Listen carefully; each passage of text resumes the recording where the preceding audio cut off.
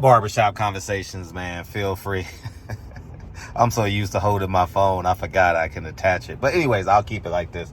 I got my Wilder sweater on today. I believe they got the weigh-in today. I'm rooting for Wilder.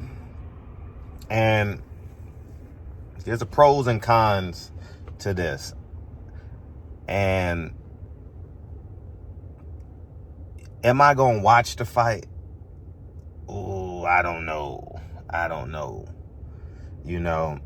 And I watched the Joseph Parker fight. He didn't have that dog in him, right? I listened to Tay Jones, and he reiterated what I said in my post-fight video.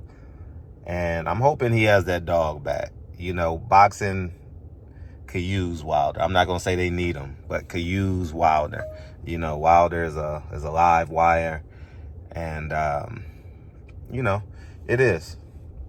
From a fan's perspective, from a supporter perspective, I believe Wilder has given us everything except undisputed, right? Yeah, man. And with that being said, I'm gonna try and hit it home for you guys. Wilder's last fight reminds me of me a little bit, right? When you feel like you've made it and all you want in life is peace. You know what I'm saying? All you want in life is peace. You don't want nothing else, man. You want your family peaceful. You pray every time your family leave the house. You're honest with mortality. And I wouldn't even say overvalue, but you value the time that you have on earth and you spend it with people. Fred, what are you saying? When I moved in, I've had this feeling for years, but I'm just gonna make it tangible so you guys can see it, right? When I moved into my new home 2 years ago this weekend, 2 years ago this weekend, I got more land. I don't even go in all my rooms monthly, I have 8 bathrooms, and a big old estate, you know what I'm saying? And a big old pool, and a big old mansion, and I said that to annoy the people that say, why you talk about it? But moreover than that, there's a sense of peace when you feel like you've made it. When you're literally not struggling anymore, literally not competing for dollars anymore. All you really want to do is spend time with the people you love. And when you get that sense of peace, it literally calms you. I haven't stepped out of my home to want anything or need anything since I moved in there, I spend every evening, you guys see me, most evenings I'm in the gym with my kids and building my community, and that's more than enough. I'm not chasing interviews, I'm not chasing movies, I'm not chasing building my YouTube platform. I don't care about my YouTube platform. I just use it just to communicate what I want to talk about daily. What the views do is what the views do. I know how to go viral. I know how to be an antagonist. So, and I don't have it. You got to be consistent at it. I don't have it in me, The reason why I don't have it in me is because I'm at peace. And when you've known as a man, you've secured your family, and I know I'm talking to a lot of men out there, you just have a level of calmness. And I haven't been able to ramp up that dog because there's no need for it anymore. Like all these 45-year-old men, anytime they face adversity, they want to fight you, they want to beat you up, they want to talk about going to jail, they want to talk about how tough they are in the streets, and all these rappers and all these people on the internet, they've never found peace. No 45-year-old man should be talking about fighting and beating up people and It's a different life when you found peace. And I believe Wilder's found peace, man.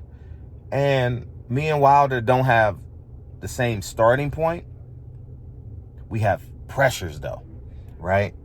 And I started this journey at 17, never went back home. Went to college on a basketball scholarship and never went back home. It didn't pan out the way I wanted, but I still fought. And here I am 29 years later. Almost 29 years later. You know, so I know that sense of peace. I know that sense of calmness. I don't really have desires to even fight because I'm not in that level of company.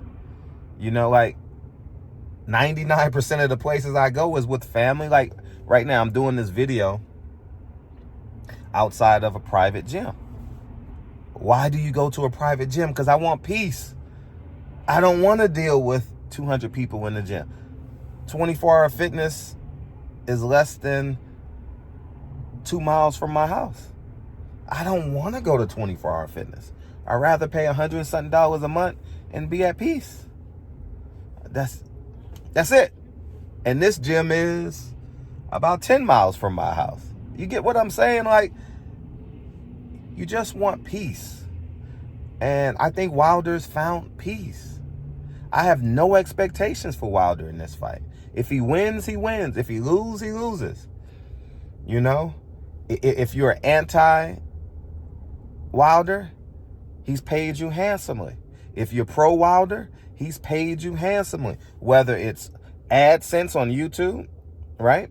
Whether it's victories, whether it's rooting for him, whether it's not rooting for him, Wilder has given the boxing base more than what they can ever ask for. You know, and that's just where I'm at with it, man. I'm working out in my Wilder sweater on today. You know what I mean? Fighting to this day, you know? And I'm rooting for the kid. You know, he's not a kid, but you get my lingo. Want the best for him. Wilder's been nothing short of, I would say, perfect with me. I would say Wilder has been more gracious to me than I've been to him. No cap.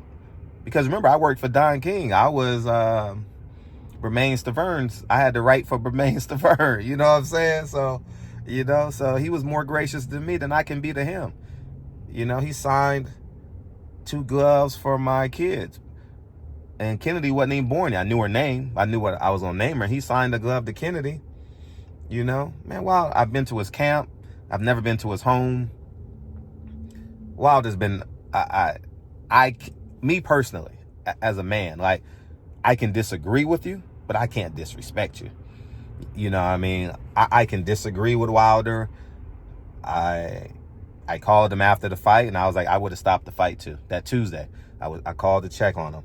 And I haven't spoken to him since our interview in COVID. But you never forget how people make you feel. You get what I'm saying? You never forget how people make you feel, man. You know, and Wilder has been great to me. Errol Spence has been great to me. Gary Russell has been great to me. I can't disrespect them. I can disagree with him for staying with Al Heyman when Al Heyman ain't got no money and he ain't paid you all your pay-per-view money. You know, I can disagree, but I'm not going to disrespect. You know, and I think that's the line that we all had to grow from. Like this disrespectful line on YouTube. I'm not in the mood to disrespect people.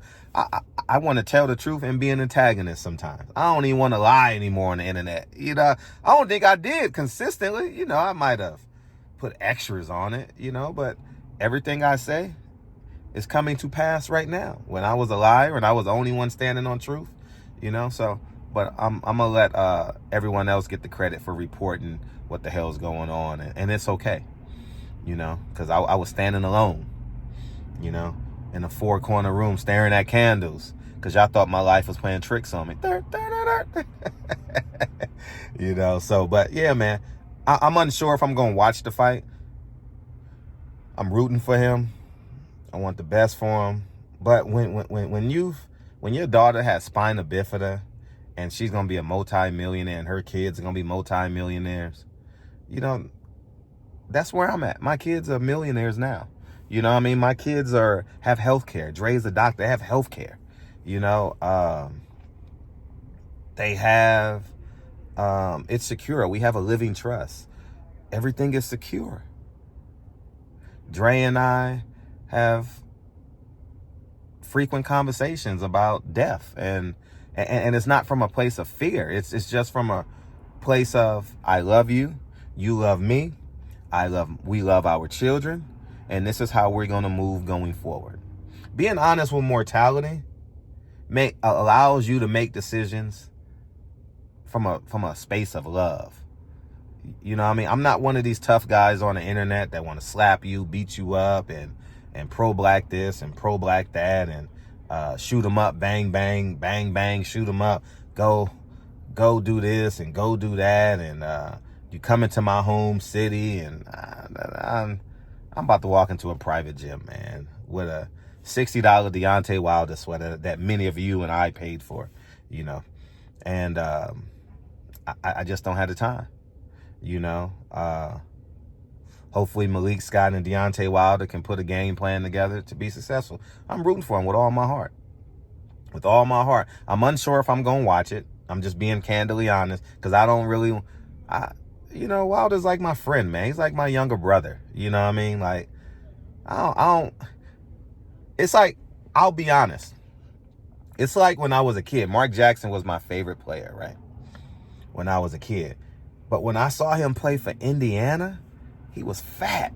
I'm like, and as a kid, you don't rectify that, right? And then I bumped into him at the Drew League, and we had a short conversation.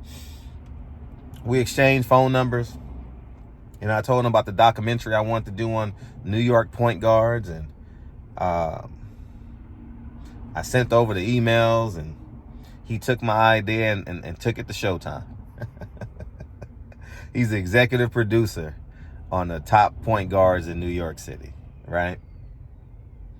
And that's just it. Darryl Strawberry, I'm from New York.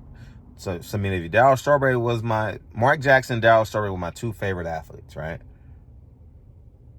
It's weird to see them. Darryl Strawberry was as big as a straw. Like, he was real lean, athletic. And he was in my first film. Darryl Strawberry was in my first film. He invited me up to his condo in Lower Manhattan, you know, and I had a chance to spend a half a day with him, you know, and to see the man that he became and morphed into. I mean, it's a beautiful thing, but it's crazy to see your favorite athletes, you know, grow old, right? It's weird. It's weird because, anyways, you'll wear it. It's just like it's like me. I went to November. I took my family out to dinner in Virginia, right? And she's not my aunt, but she's a generation above me, so we call her Aunt Justa, right? I can't call her now a 70-something-year-old woman just Justa, right? She's my mom's first cousin, so that makes her my cousin, but I call her Aunt Justa, right? And I call her brothers Uncle Junie and Aunt Ivor and so on and so forth. But I went to visit my grandfather's grave, right? And I spent the day with him, half a day with him, and, you know, did what I did. And then Justa's house is around the corner in Cavalier Manor and in Portsmouth, Virginia. And I saw them, they're old. And it's weird because I went to New York every summer, right?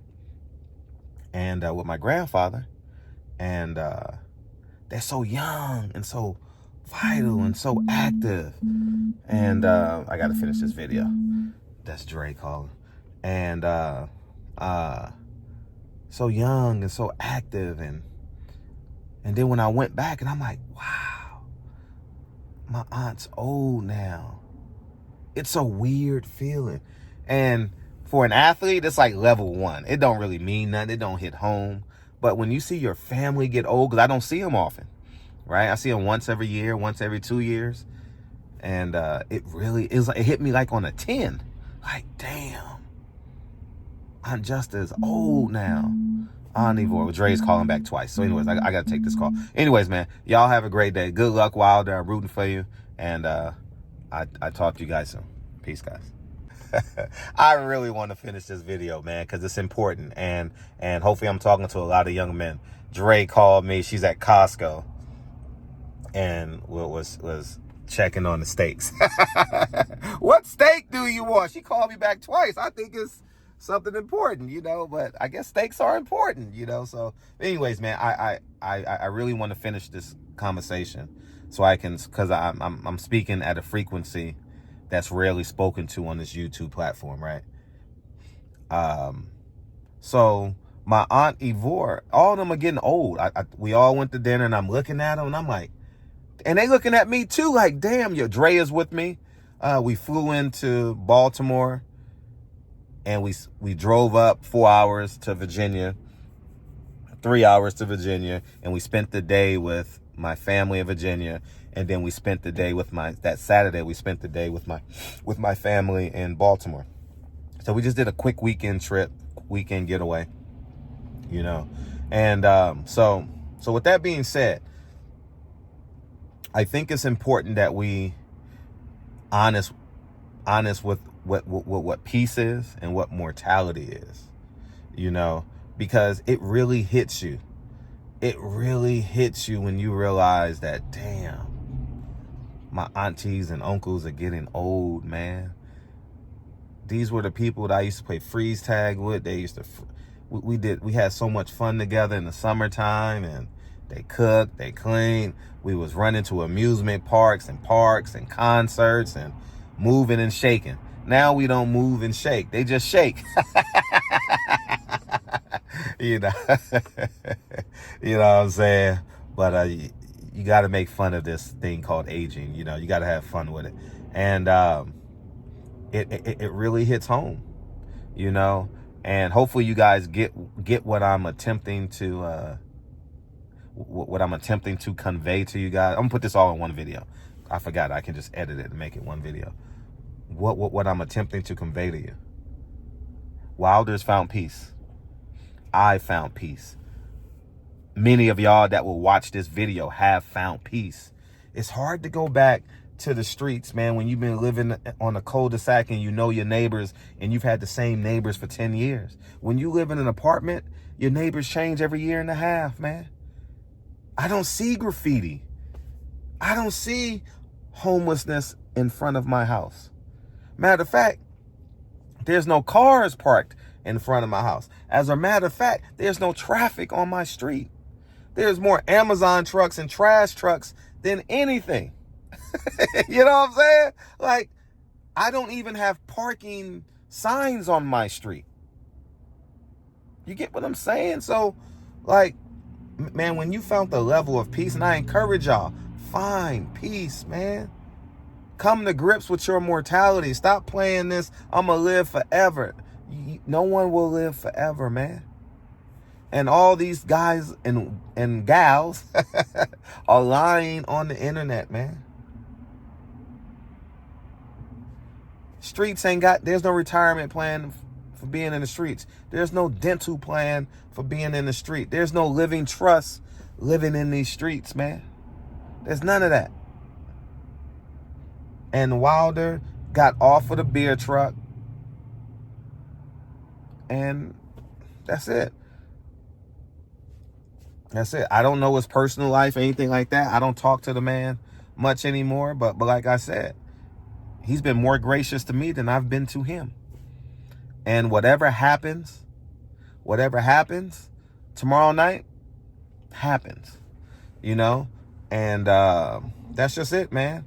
You know, but it really hit me, man, when I say it, and I'm coming last November, and I'm leaving my grandfather's grave. You guys know my grandfather's my superhero.